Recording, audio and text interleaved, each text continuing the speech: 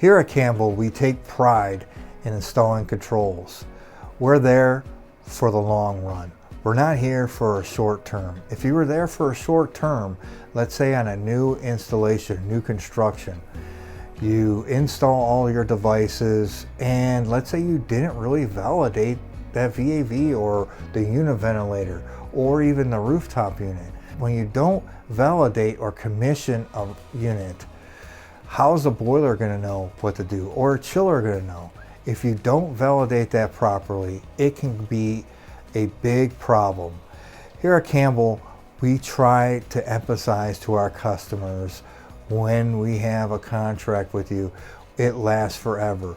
We're your eyes and ears. We're always looking at the system because we're trying to make it smarter. We're not always looking at the system, but we're putting in programs that actually are looking at the system, like predictive maintenance, where I can actually break down and seeing what your supply air temperature is doing, what your space temperature is doing. If your space temperature was further away from set point at, for 10 minutes, I can get an alarm on that. So it breaks it down. We want to give you a better breakdown and a better predictive maintenance, because in the long haul, that's what we're here for. If you have any other questions, please contact Campbell Mechanical Services. Thank you.